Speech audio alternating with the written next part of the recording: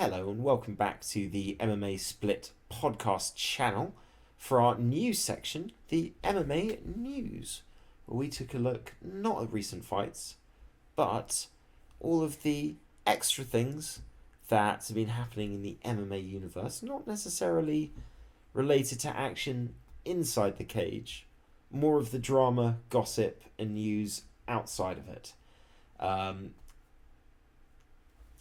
It's our first time doing this. On the topic of discussion today, we've done news specials before. Not for a while though. No, but I feel like we're maybe uniforming or designing or kind of designating it a little bit better. Yeah, since the new channel we haven't dropped a news one. No. And topics of discussion today, Conor McGregor's interview with Ariel Helwani on the MMA Hour, discussing Tough, the Roadhouse movie coming out, and a few other tidbits that have caused a little bit of controversy, most notably his status with USADA and being in the drug testing pool. Or not being in the drug testing pool. Not being in the drug testing pool. And what that means for the date of his fight, and a difference of opinion between what he said and what Jeff Molina has said, who is obviously the head of USADA for UFC. Also, Justin Gaethje coming out with some heavily critical comments about Michael Bisping's commentary at UFC 286. We'll be discussing that, biased UFC commentary in general, and Jeff Molina had a video leak out revealing more than just him working on his head movement. Yeah, no, been very savagely outed as bi. Handling it like an absolute champ. We might as well just start with this one, just because. You want to start with the Jeff Molina? Yeah, just because it's gonna be a quick one. Before we do that, remember to like the channel. Yeah, that's true. Subscribe if you're not subscribed, and leave your own comments, thoughts, and opinions. And make sure that you watch our weekly episode of the MMA Split podcast, where we have just dissected and broken down UFC 286. With all of that out the way, let's talk Jeff Molina. Last year, during Pride Month, he was maybe the only male fighter to sport the Pride colours. Obviously, it's usually more of a female participation, those colours. I'm sure I've seen male fighters do it before. Well, he did. He was one of the lesser numbered ones who did. But it did spring some comments from him and some criticism. And at the time, he said he was a little bit critical of the people criticising him. I think maybe his feelings on that has become a bit more clear from this. But let's just cut to the chase. A video came out of him sucking some dick. Is it him sucking dick or getting dick sucked? Not that it matters, but just... Well, I haven't seen the video, but I've seen a still from the video, and it certainly seems to be he's the one that's well, anyway, sucking the dick. What a piece of shit releasing someone's sex tape. That's a real life thing to do. But fucking good for Jeff Molina. Well, he hasn't had much choice. No, but the way he's come out and owned it as well, and I love the line, "You homophobic cocksuckers." Beautiful. Beautiful line. Yeah, well, I mean, let's just touch on this. He didn't want to talk about it, obviously, because he didn't want to be known as the gay fighter in the UFC. Yeah, well, I mean, here's the weird thing as well, right? Like, obviously not the first openly gay fighter. And just for the male athletes, obviously you had Darren Cruikshank who had done gay porn. I'm not gonna fucking speculate on what I think other people's sexuality is. It's their fucking business. But there's no fucking way he is the first bisexual or gay fighter in the UFC. Well, he's obviously not. He's probably not the only one currently fighting in the UFC. Definitely. It's just what he didn't want is to be labelled as the gay UFC fighter. And once you become the one openly gay guy, it's just not the same for the guys as it is for the girls in terms of how fans respond to it. That choice has been taken away from him. And not from the other person that's in the video, just from some dick that's either hacked him or had a copy of it. I don't know what that guy's had to gain from it.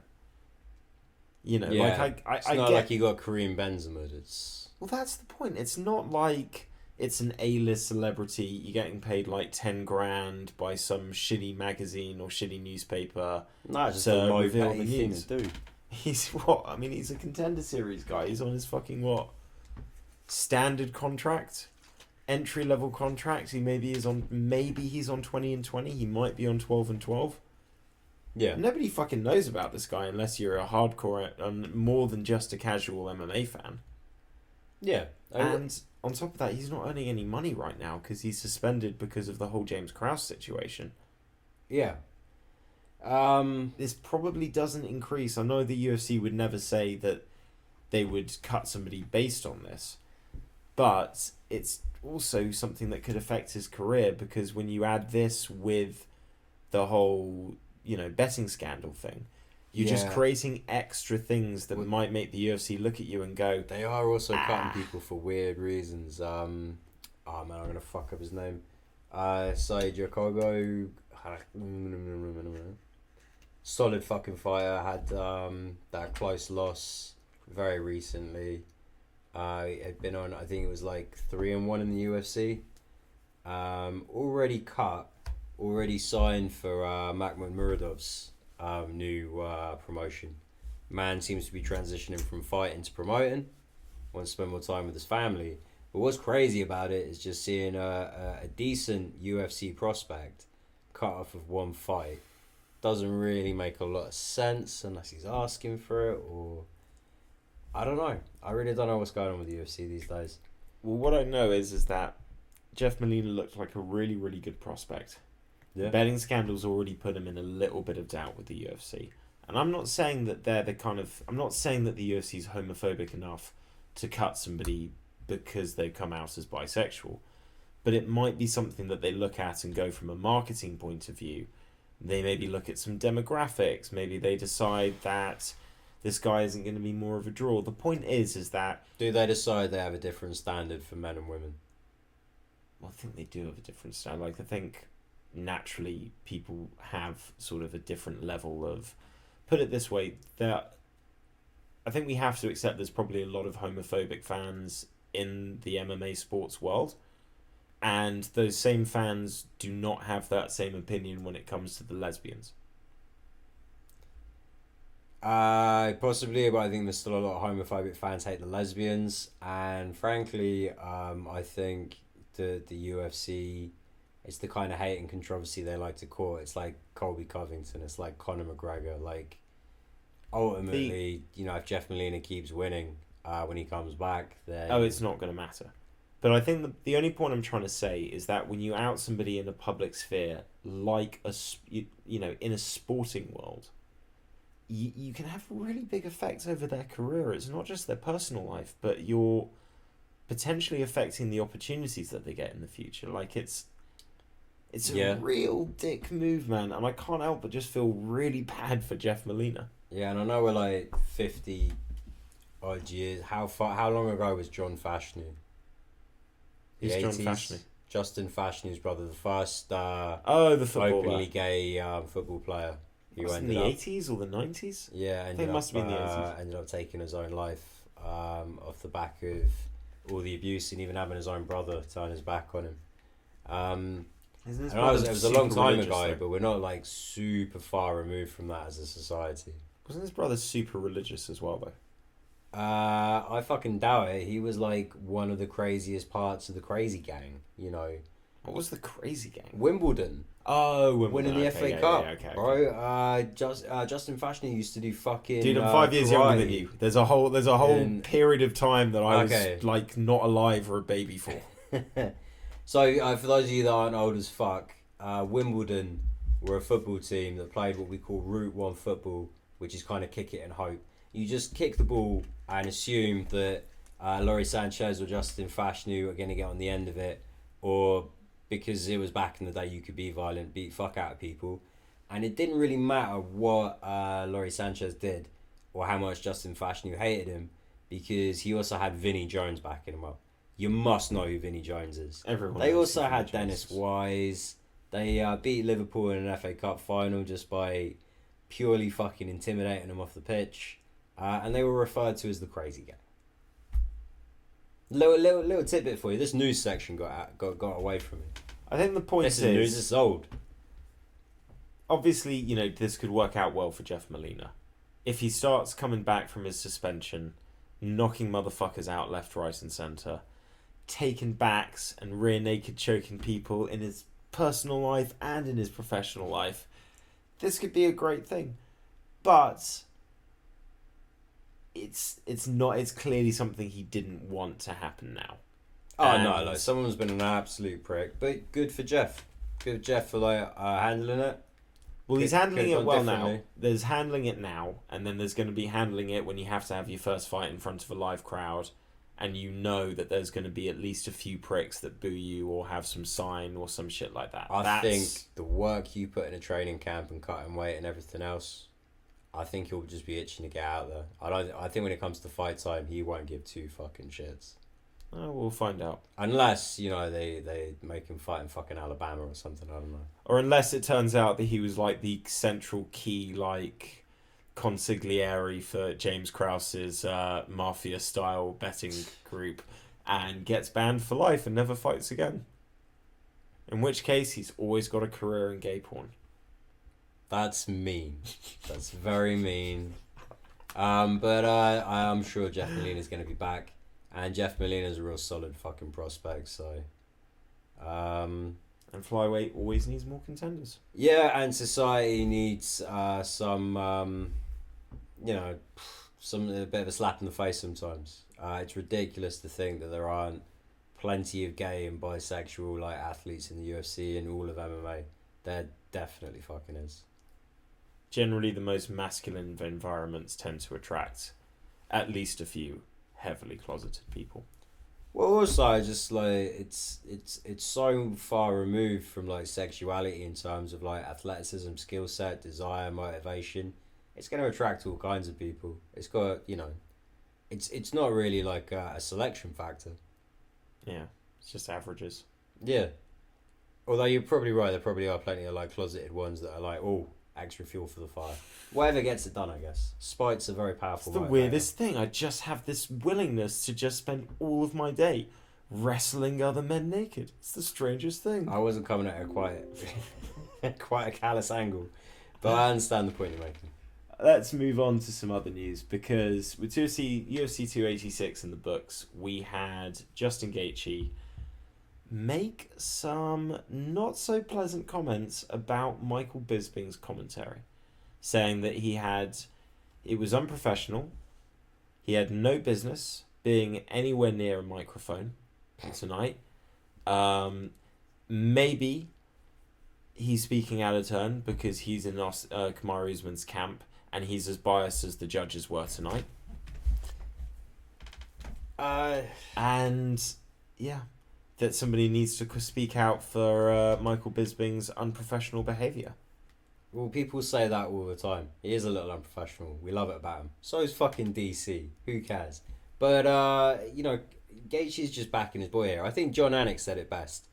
He said, John Anik, I'm going to speak for him now. I scored it 47-47 myself. But I have to stand behind Bisping here.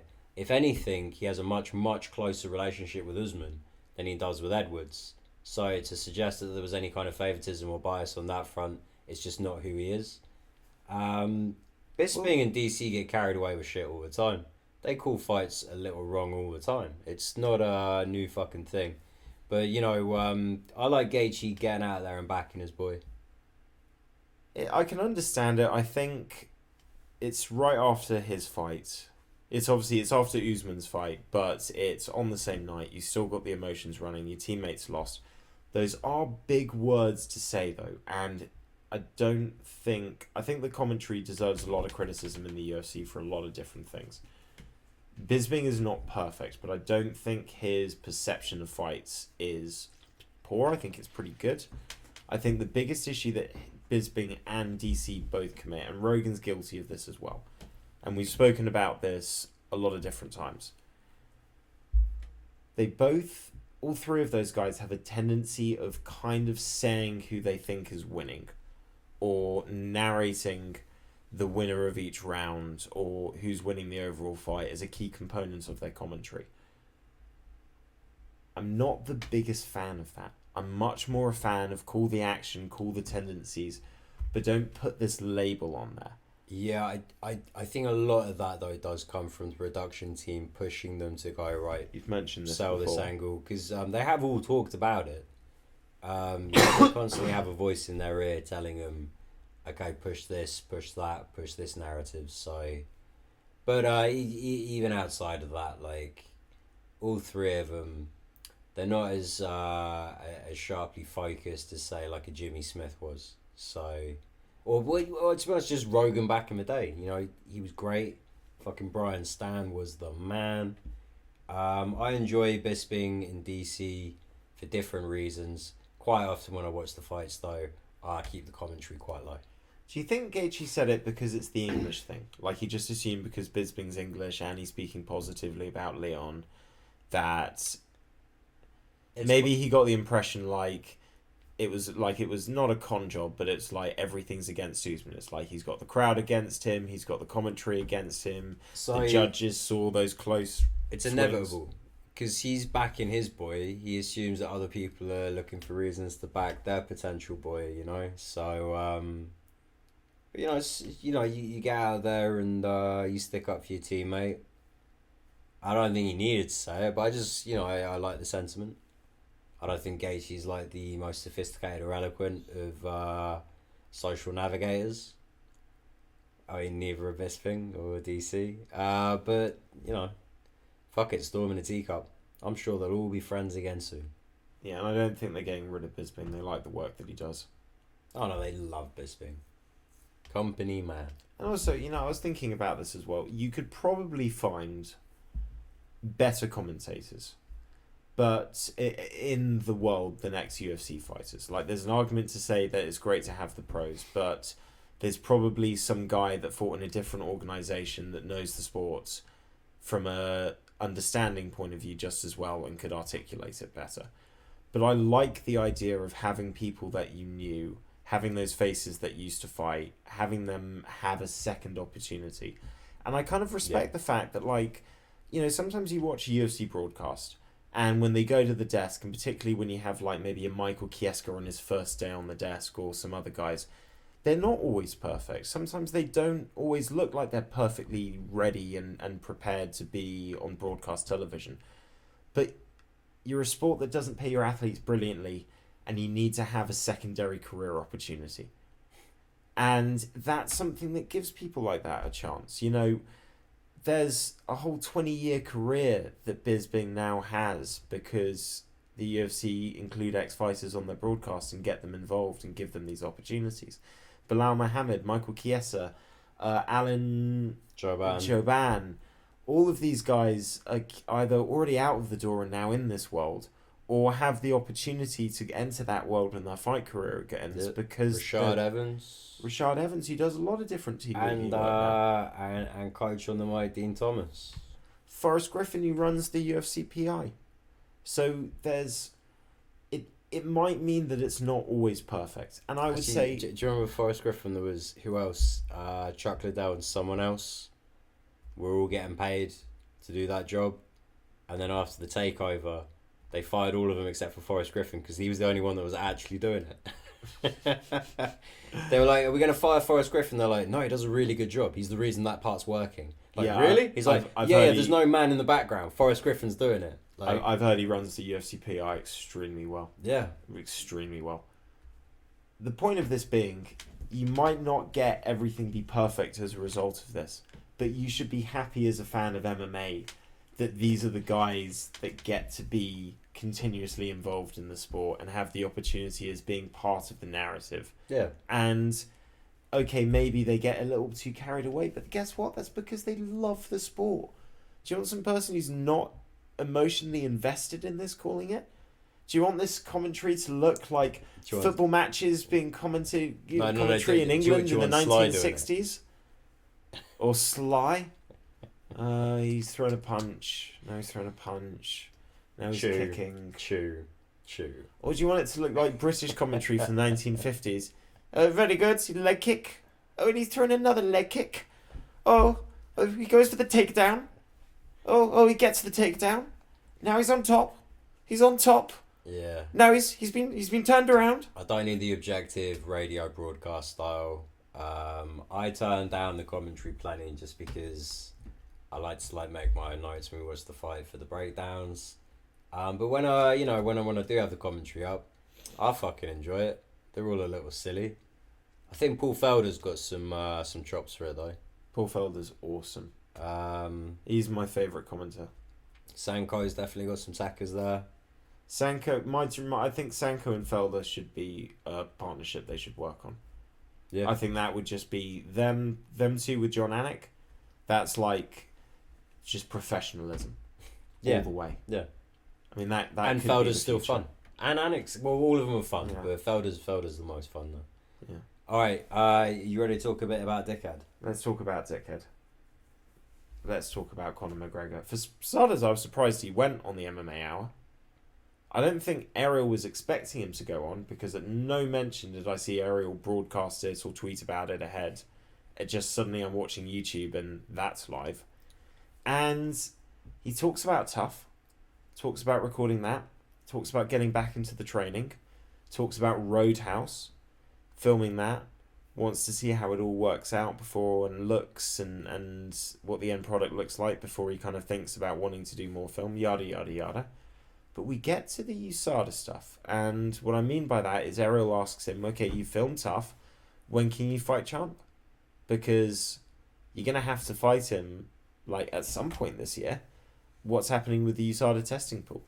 Thinking, well, you need to be in that for 6 months to fight. Conor McGregor looks across at his manager, kind of goes, nah, I mean, we're all good. All I need is, we've got a meeting set, and all I've been told is 2 clean tests, and I'm good to go. Obviously, Ariel Helwani presses him on this because he knows this isn't the protocol. This is kind of, Conor tries to kind of wave it off with vague, Ariel, it's me, we'll get it done, don't you worry about that, these are just details and all the rest. The thing is, there's a real concern that is what's going to happen. Well, Jeff Nowitzki has tweeted out saying, nope, there is no just 2 tests, it's 2 tests to get back into the testing pool where you then need to stay for 6 months until your next fight and competition.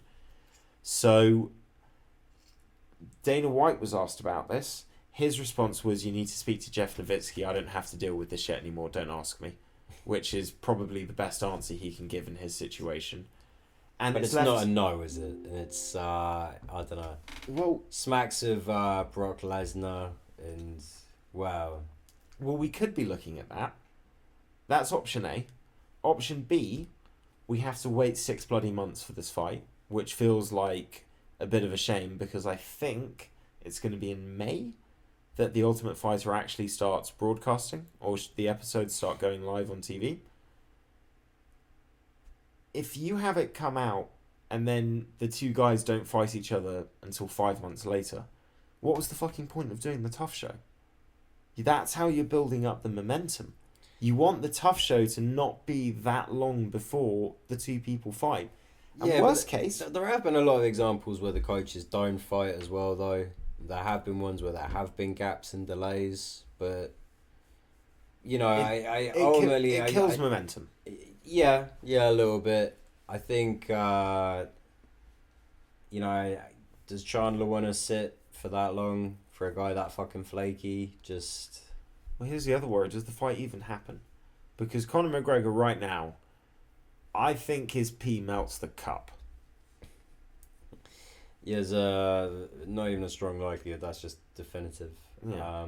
Unless you say that Michael Chandler's allowed to juice as well.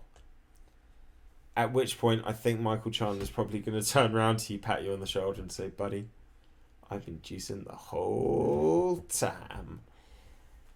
We cast aspersions, but allegedly. Yeah, they're definitely... Allegedly. Do not sue me for Brett Favre. Yeah, they're not guys that pass the eyeball test. Anyway, yeah, fucking, I think it still goes ahead as planned. I don't think it gets pushed back. I hope it does. I hope it doesn't happen at all. I hope I never have to hear about Conor McGregor again. I wish this tough thing wasn't him, but You know who it was originally supposed to be against? Warrior? Nate Diaz.